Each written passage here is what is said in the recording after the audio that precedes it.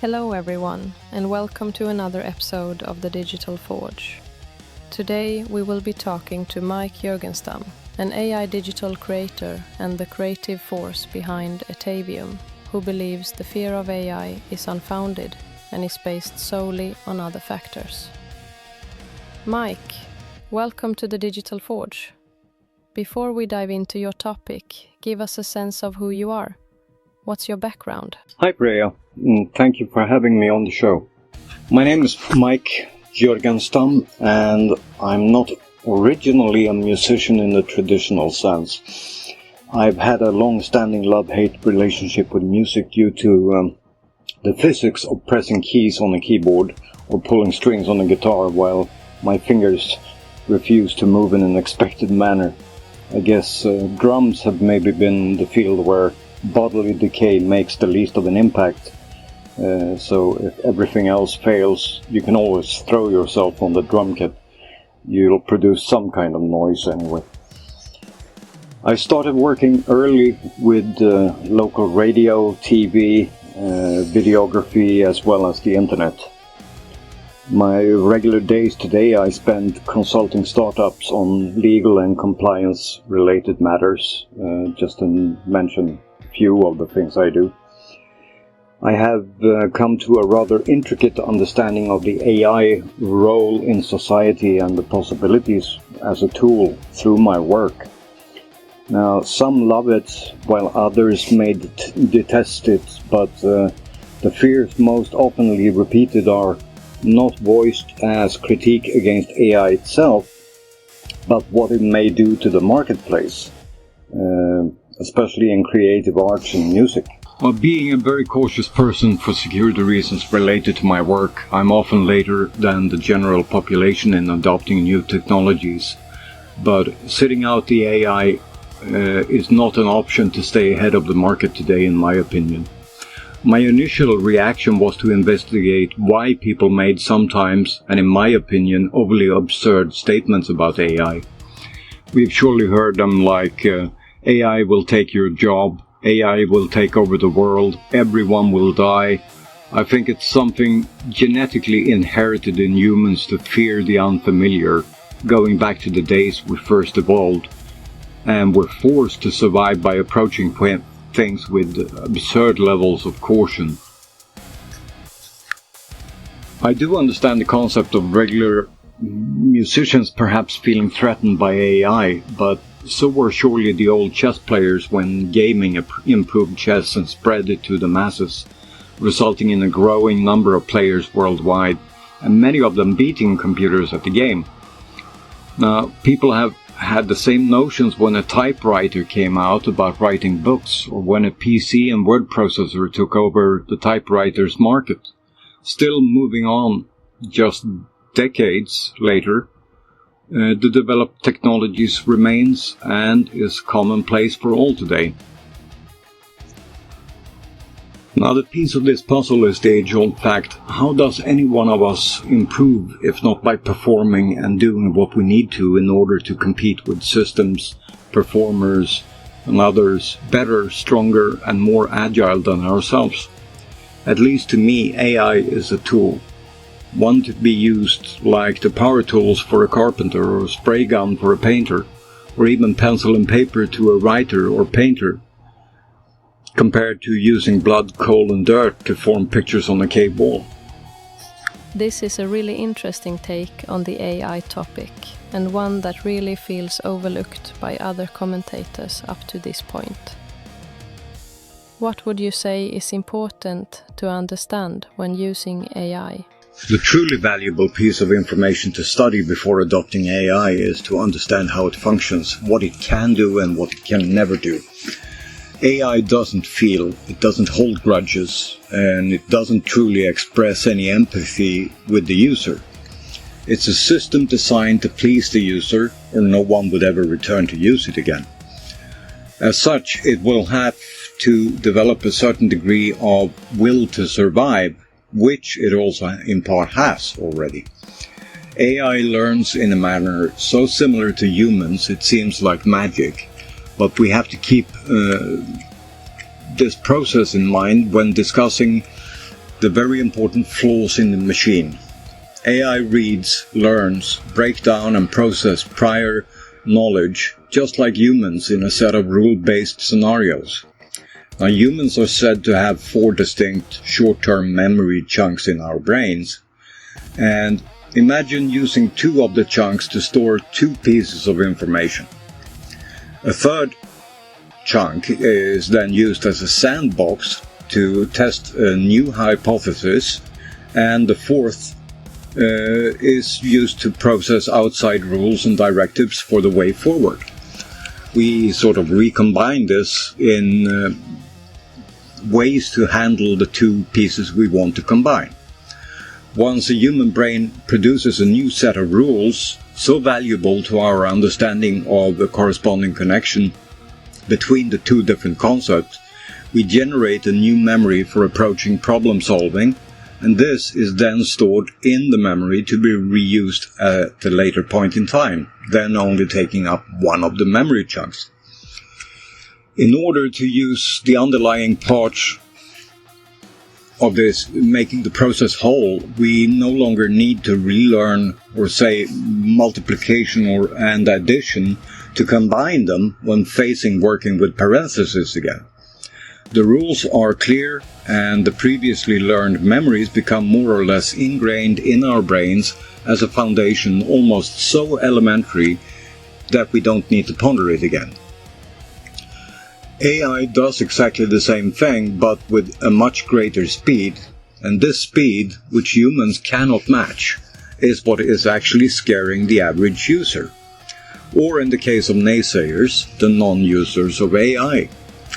I in no way want to diminish the risks, and they are real, but the risks connected with AI is once more a question about the user's intentions in using the system, not the system itself. So for you, AI isn't just tech? No, Freya, I see it as an artificial mimicking of the human brain's own capacity. Something we all are capable of developing, but unfortunately we've become a bit too comfortable in our own existence to see a need to improve beyond our own limits.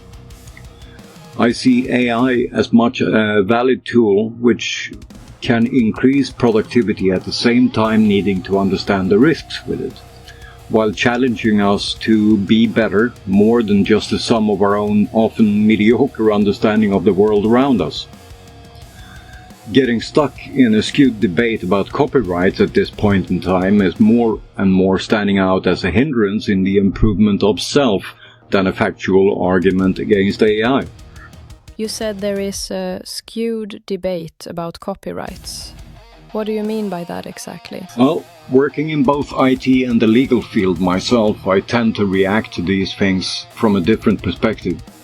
I have enough background with 35 years in the IT to know learning in a sense of teaching AI is not what people may think it is, or programmers feeding data into a computer.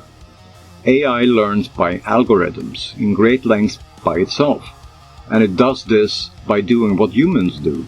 We gather information for self-study sessions. To improve this, they also create assistants for themselves, quizzing themselves, evaluating drawn conclusions, and gathering a form of knowledge. Now, the sole difference between AI and humans is the fact that AI has a seemingly better retention for the created algorithms and memories than the average human being.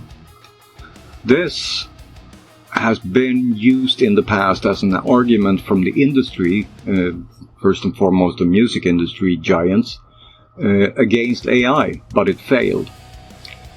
It still does not mean that we deny the right for humans to read books in a library, or to learn from masters, or study symphonies from those many generations before us created. So why should we prevent people with perfect memory retention, or even AI, from learning from others? Why should learning be limited to those buying something from a corporation? What happened with schools in general? The teacher explaining concepts and theory. Do they hold an eternal copyright to what the student does later in life, too? Or is the argument accompanied by a form of best before date even here. In the end, the argument falls close to discrimination of intelligence, be it human or artificial. Those with good retention, or too good retention, should not be allowed to hold the copyright. Then I dare say, not a single musician able to hold 500 of their own songs in memory, or a classical violinist being able to hold a full symphony in their head, should they also be disqualified from copyrights? Are only the mediocre or outright weak-minded entitled to hold copyrights? Or is it a financial aspect to consider, where giant corporations capitalize on the artist's work? You've probably faced critics. People saying AI is dangerous or lazy. What do they misunderstand the most about what AI really brings to learning? You can bet on it, Freya. I often face criticism, but then again, I would rather be criticized than people stop thinking altogether. I normally shake it off as a stage where the critic may need time to expand, grow, analyze their own intentions and questions, or in opposition to one of my thoughts on the topics discussed. I do believe it's mostly out of a lack of understanding the core functions of the tool from where the immediate fear of an AI stems. We have to remember the modern human has survived this long because of the very fears we see genetical remnants of in the technological xenophobia now in full display through the courts of the US.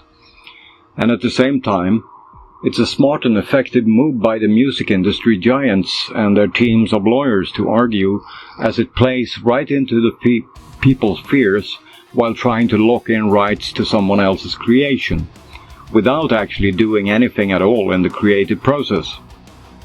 So in other words, they accuse us AI creators of doing what they themselves in fact are doing by means of the court system. You also create with AI. How does creativity tie into your view of education through AI? Yes, I do quite a lot of AI work, mostly drafting graphics, which I then edit through other applications to its final form for my music and other fields. Music, that is something I also produce in no small portion on AI-based platforms.